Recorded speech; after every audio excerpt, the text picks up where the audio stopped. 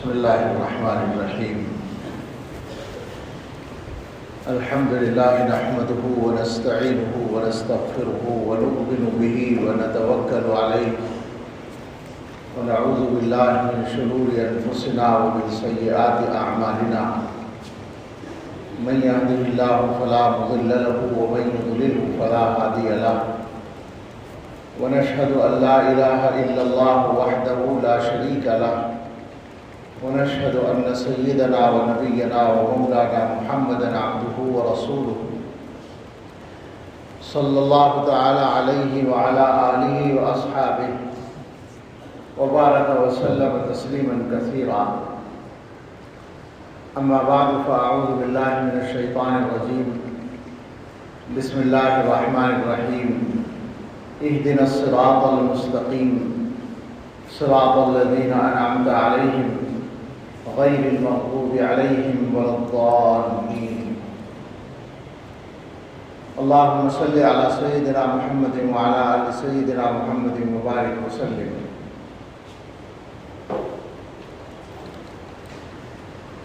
مناظرہ اور اس کا فیصلہ اور اس کے بعد اس سلسلے میں رہنما کچھ اصولی باتیں حضرت مولانا توحید صاحب زندہ مجدہم نے جو فرمائی، اور اس سب سے پہلے حضرت محتمم صاحب دامت برکاتہم کے ارشادات جو میں نہیں سن سکا وہ آپ نے سنے.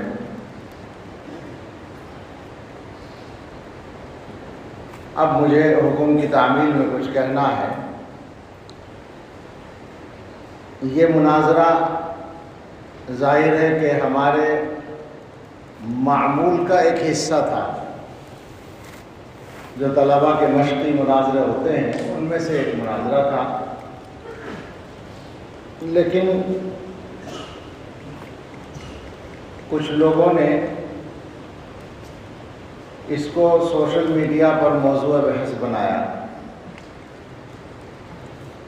کچھ لوگوں نے بنایا، اب ظاہر ہے کہ ایک فاعل ممیز کا یا فاعل مختار کا اس کا فعل اختیاری اور ارادی ہوتا ہے، تو یقیناً کچھ لوگوں نے قصداً یہ کام کیا.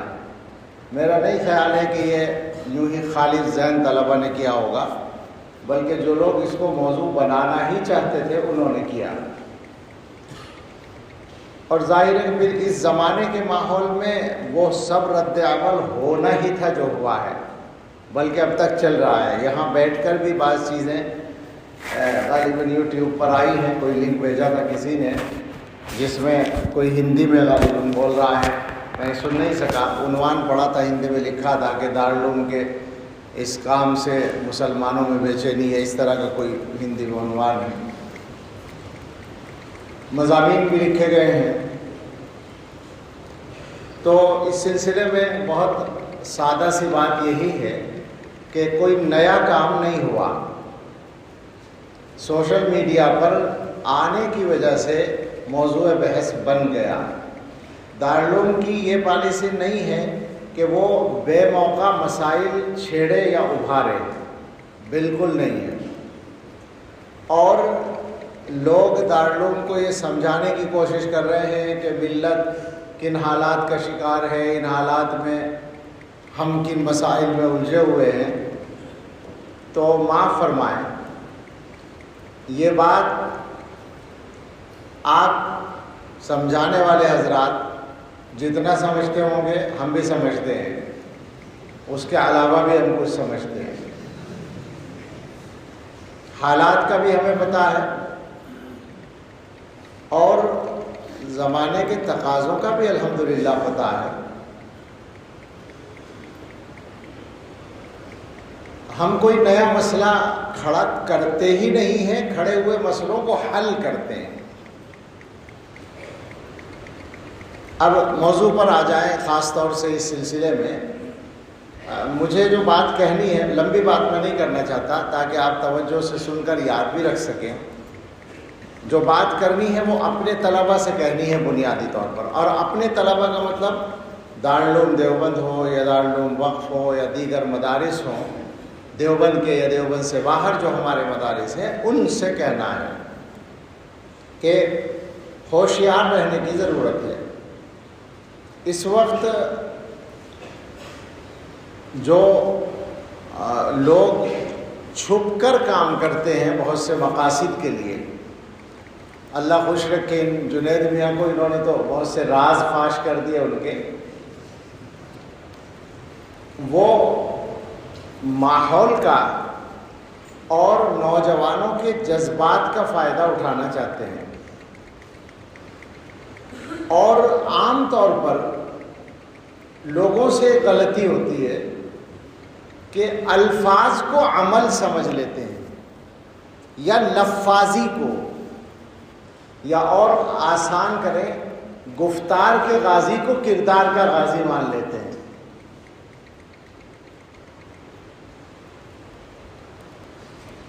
دو باتیں بطور مثال سمجھی جائیں، میں کوئی جماعت اسلامی کے لوگوں کے بارے میں کوئی بات نہیں کرنا چاہتا، جماعت اسلامی سے تعلق رکھنے والے جو لوگ ہیں، جو حضرات ہیں، ذاتی طور پر اچھے لوگ ہیں، کردار کے، اخلاق کے، مزاج کے، جذبات کے، بہت اچھے لوگ ہیں۔ میری ان سے ملاقاتیں ہیں، امیر جماعت اسلامی سے بھی، جو موجودہ امیر ہیں ان سے بھی، اور جو ان سے پہلے تھے ان سے بھی، اور جو اور ذمہ داران ہیں ان سے بھی، اور پڑھے لکھے بھی لوگ ہیں، معلومات بھی رکھنے والے ہیں، اور ملی مسائل میں تعاون کرنے والے لوگ بھی ہیں۔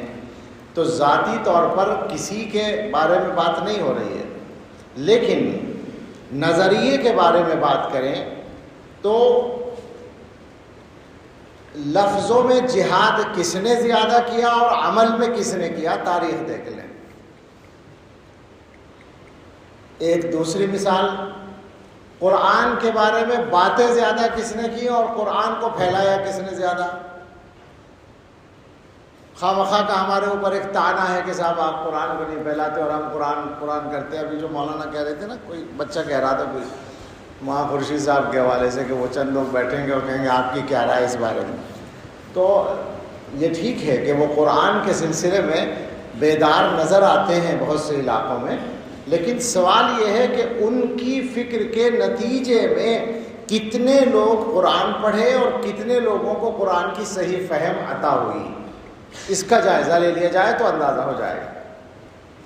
حالات ایسے ہیں کہ آدمی کو جذباتی باتیں اچھی لگتی ہیں، تو ہمارے طلباء ان جذباتی باتوں کو سن کر وہاں جاتے ہیں، ورنہ سیدھی سادی بات ہے کہ تاریخ صرف اس صدی کی تاریخ نہیں، 14 صدیوں کی تاریخ آپ اٹھا کر دیکھیں گے تو جن کو صوفی کہا جاتا ہے، جن کو متقشف کہا جاتا ہے، جن کو بسم اللہ کے گنبد میں بند سمجھا جاتا ہے، جن کو چہار دیواری میں قید سمجھا جاتا ہے، ہم نے تو انہی بوریوں پر بیٹھ کر حکومتوں کے تختے پلٹے ہیں۔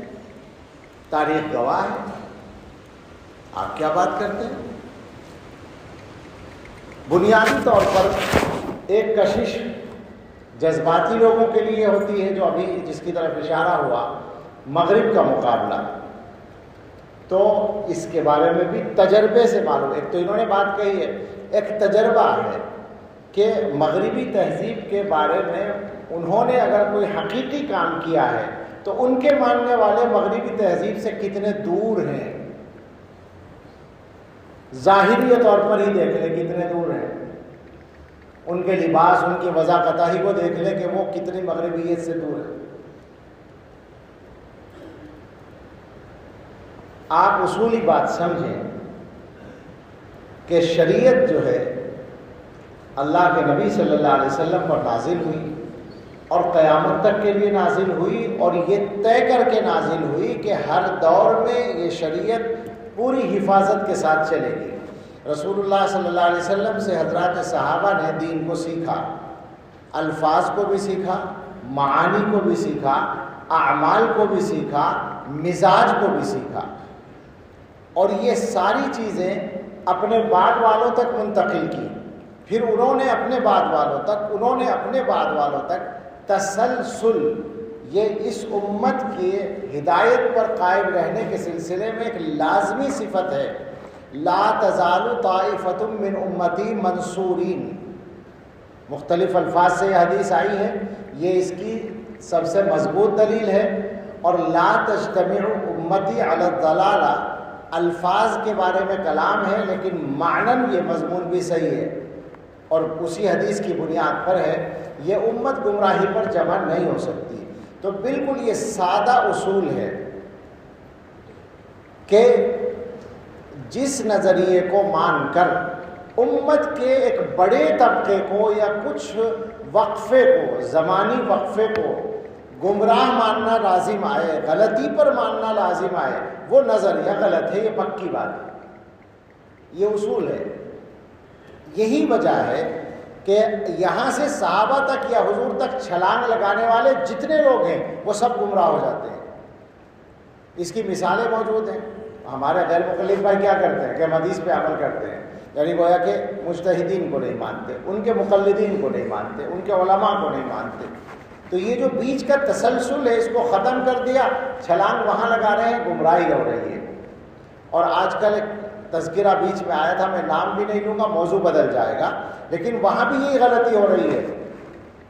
باقاعدہ صحابہ کو پیش کر کے اور صحابہ کے واقعات کی تشریح اپنے انداز سے اور ان سے گویا مسائل اور مزاج کا استنباط اپنے ذوق سے کر کے پیش کیا جا رہا ہے، اور باقاعدہ یہ تعلیم ہو رہی ہے کہ صاحب بزرگوں کے واقعات نہ سناؤ، صحابہ کے واقعات سناؤ۔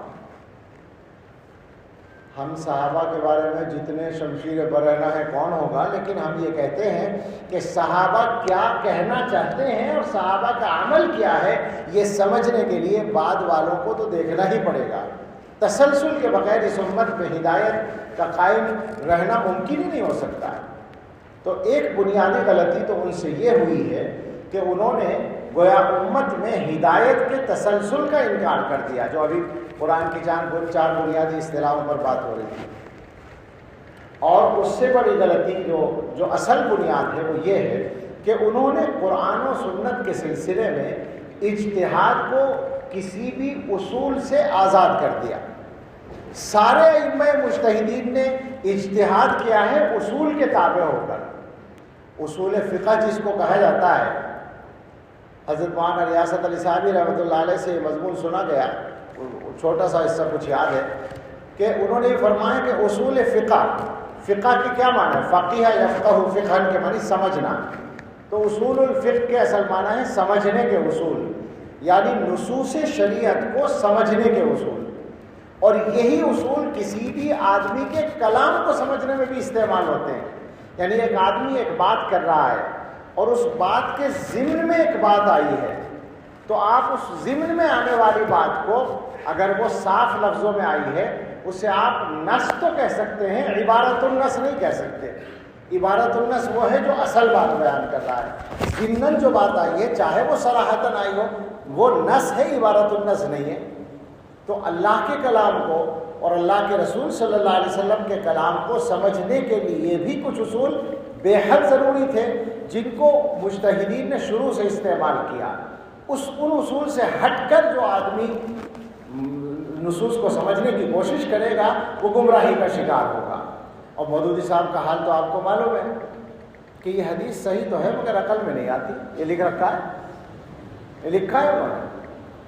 سبحان اللہ، آپ کون ہوتے ہیں کہ آپ کی عقل میں یاد ہو؟ یہ جو آزادی ہے، نقصان کیا ہوا ہے؟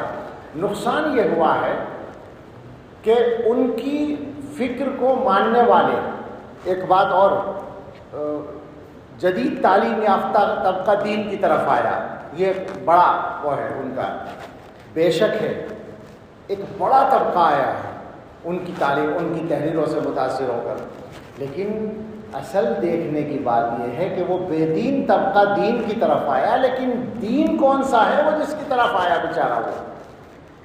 آپ اس کو پورے صحیح دین کی طرف نہیں لائے، آپ نے اس کو بے دین سے کسی قدر دیندار بنا دیا یا دین سے محبت کرنے والا بنا دیا، لیکن دین کی صحیح فہم اس تک آپ نے نہیں پہنچائی۔ یہ پکی بات ہے بالکل، جس کے جو ان کا بڑا کارنامہ ہے اس کارنامے کا سقم یہ ہے، اس کا نقص ہی ہے کہ انہوں نے دین کی وہ صحیح تشریح نہیں پہنچی، لہٰذا ان کی فکر سے جو طبقہ تیار ہوا اس سب کے اندر آزاد فکری پیدا ہو گئی۔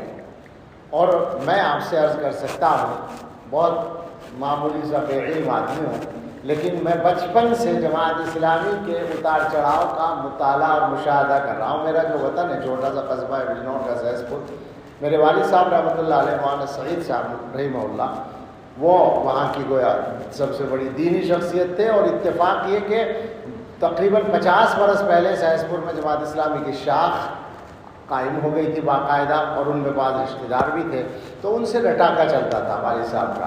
اور یہاں گنگو میں حکیم حضرت گنگوئی رحمۃ اللہ علیہ کے پوتے حضرت حکیم ننو میاں صاحب رحمۃ اللہ علیہ تھے، ان کا جب مودودی صاحب سے براہ راست تحریری مباحثہ ہوا تھا، اور اس میں وہ اجتماع گنگو وغیرہ میں ان کی تحریریں بھی مل جائیں گی، تو ان سے والد صاحب کا بہت قریبی تعلق تھا، اور دونوں کا کتابوں کا تبادلہ بھی چلتا تھا رد مودودیت کے موضوع پر۔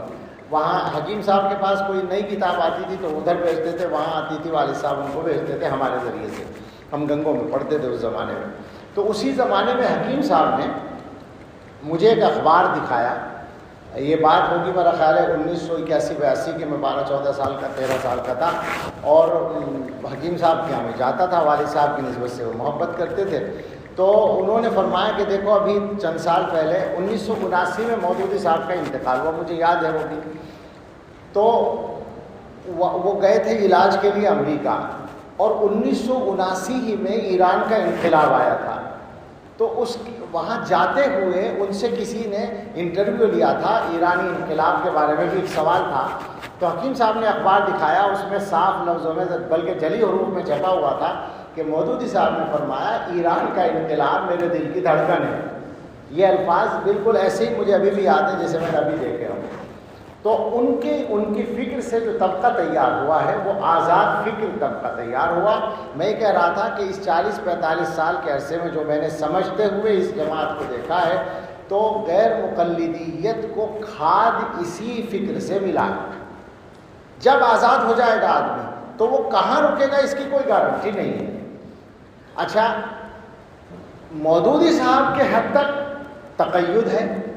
ہمارے مفتی راشد صاحب سیدھا مجدور ایک دفعہ کہہ رہے تھے کہ انہوں نے جماعت اسلامی کے ایک آدمی سے کہا کہ بھائی جماعت اسلامی کے لوگوں میں جو ہے وہ شخصیت پرستی بہت ہے، تو اس نے کہا یہ کیسے ہو سکتا ہے، وہ تو شخصیت کی پرستی کے پیچھے لٹ لیے پھرتے ہیں ان کے خیال میں۔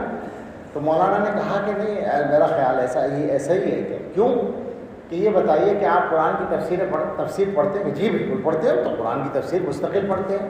کہا آپ کے گھر میں کون کون سی تفاسیر ہیں قرآن کی؟ تو ایک ہی تفسیر ہے، تفہیم القرآن، اس کے علاوہ تو نہیں۔ ان سے پوچھا کہ آپ فقہ کی کوئی کتاب پڑھتے ہیں؟ تو مودودی صاحب کی یہ سب جو مسائل وغیرہ پر انہوں نے لکھی ہیں۔ آپ سیرت کی کوئی کتاب پڑھتے ہیں؟ تو وہ سیرت کی کتاب جو مودودی صاحب نے لکھی ہے۔ وہ چند موضوعات پر مفتی صاحب نے اس سے پوچھا، پتہ چلا کہ سب مودودی صاحب کی ہیں، تو انہوں نے کہا یہی تو شخصیت پرستی ہے، ہم تو اس کے قائل نہیں، ہم تو سب کو پڑھتے ہیں، سارے اکابر کو، سارے بڑے علماء کو پڑھتے ہیں۔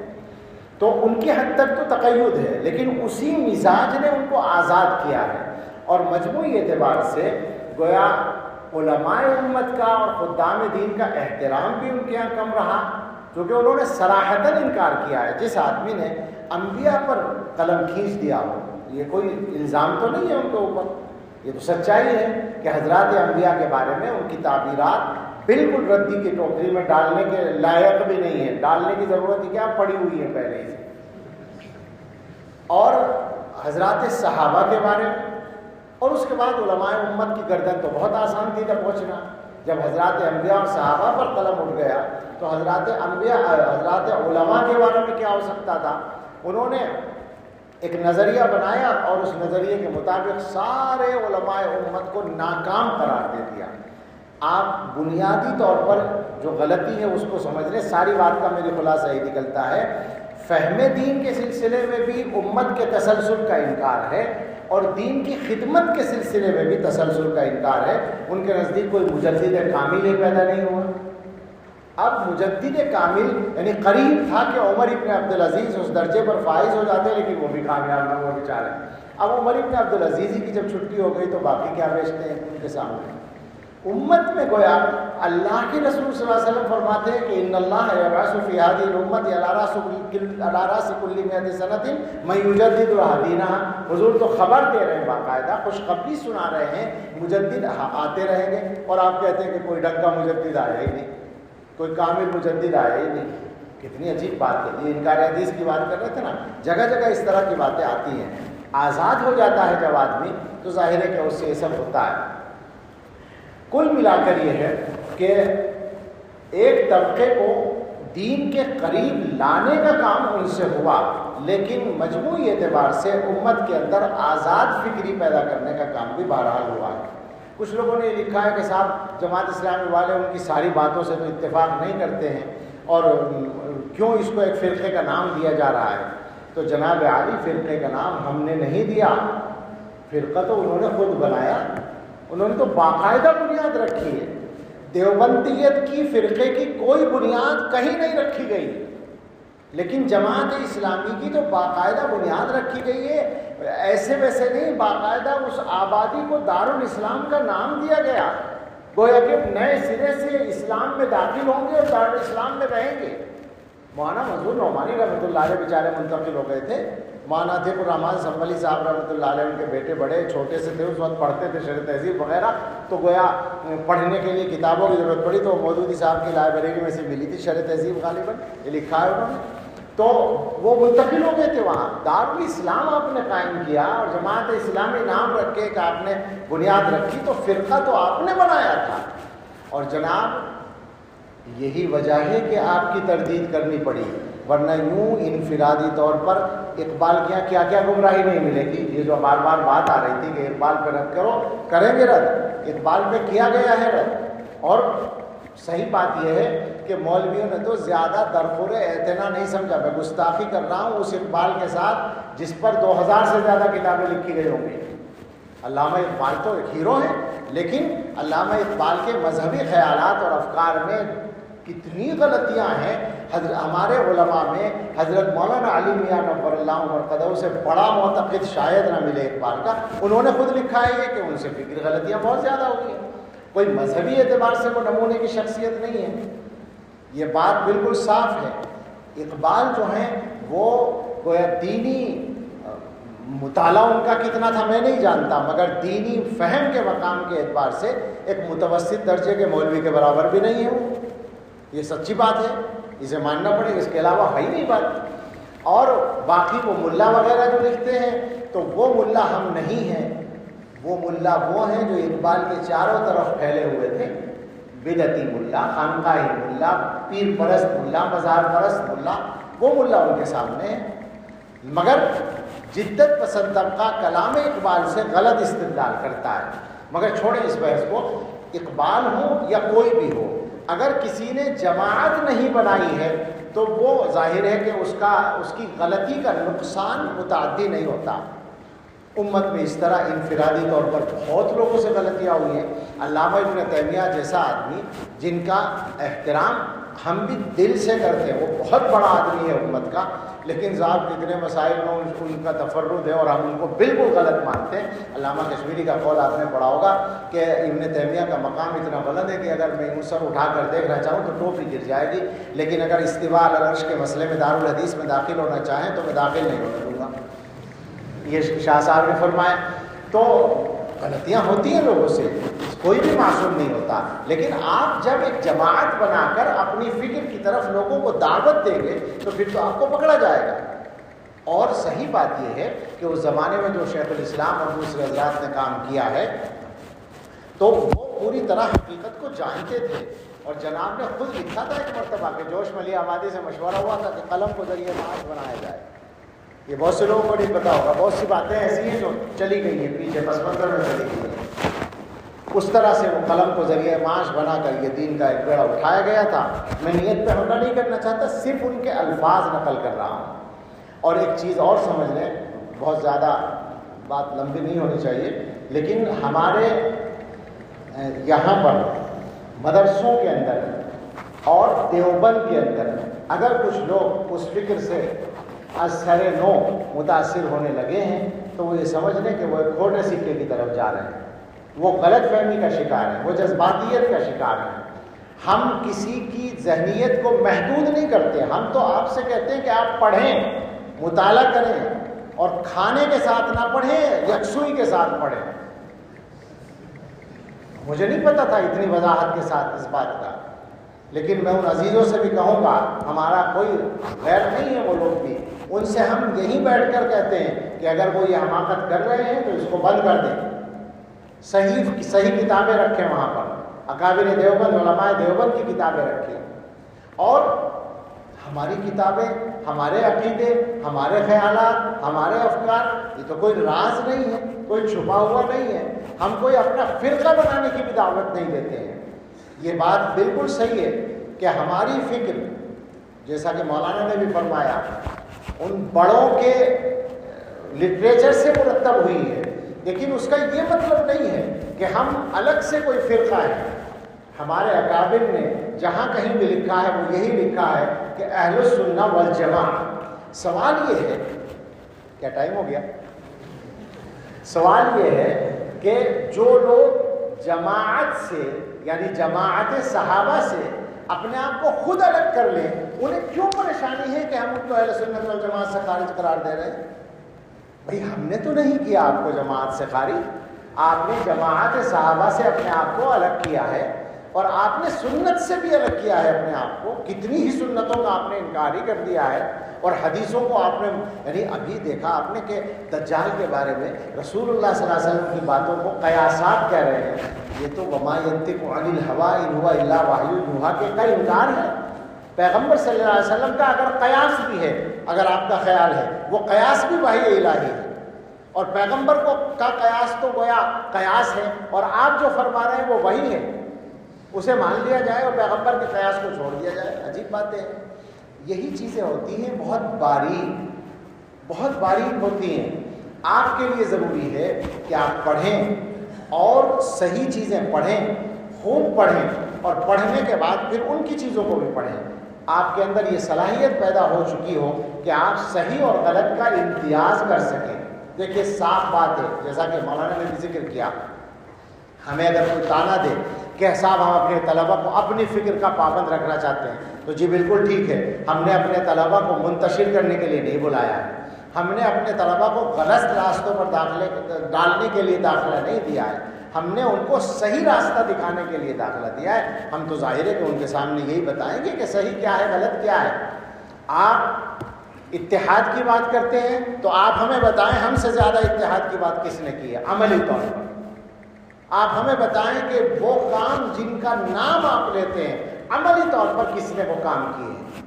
ہمارے یہاں اسی میں سہس پور جو میرا آبائی وطن ہے، اس میں ایک صاحب تھے، شاعر، میرے رشتہ دار بھی تھے، انہوں نے اس زمانے میں جب یہ افغانستان کا معاملہ بہت گرم تھا، 9/11 کا معاملہ قریب تھا، اس زمانے میں ہم لوگوں پر ایک تنقید کی، کسی مجلس میں یا مشاعرہ ہوگا، تو مجھے موقع ملا، میں نے کہا کہ کیا اب بھی ہماری غلطی معاف نہیں ہوگی؟ ہم دنیا کی سب سے بڑی طاقت سے لوہا لے رہے ہیں اور اب بھی ہماری غلطی معاف نہیں ہو رہی ہے، مجاہد اب بھی آپ بھی ہیں۔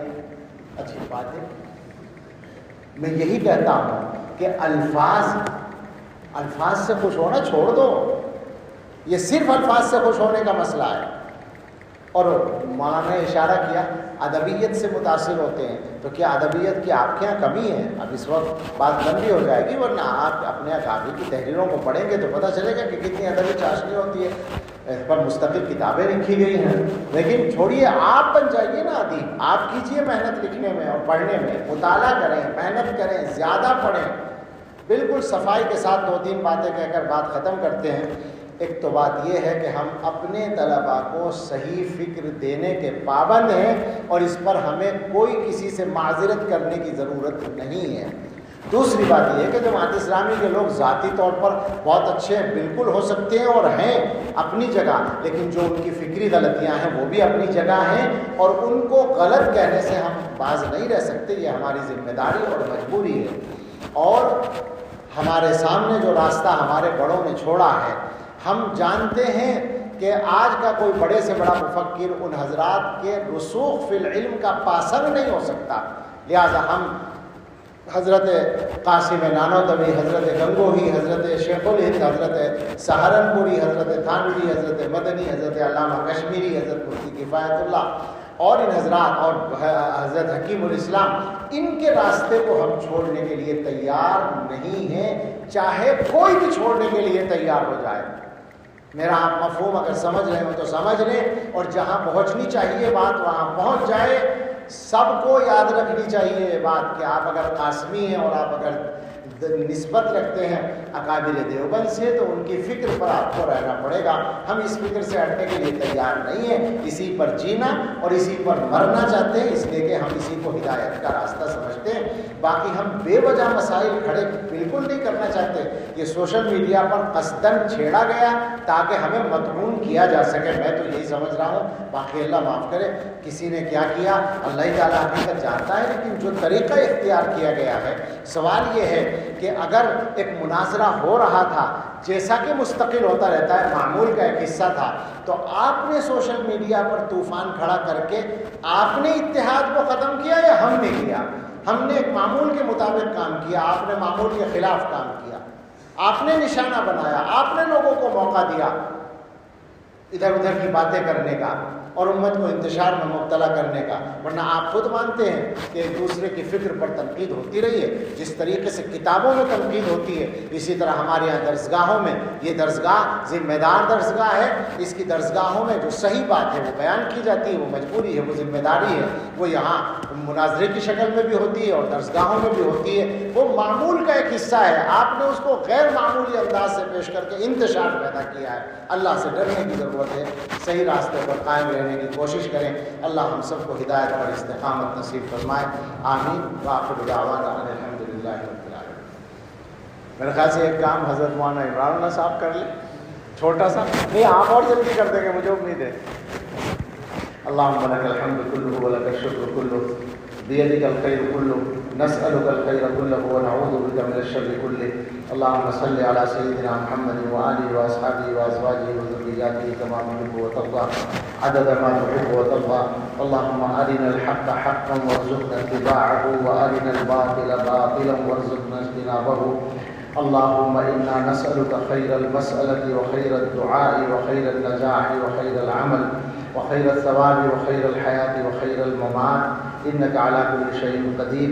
ربنا تقبل منا انك انت السميع العليم وتب علينا انك انت التواب الرحيم، وصلى الله على سيدنا محمد وآله واصحابه اجمعين برحمتك يا رب۔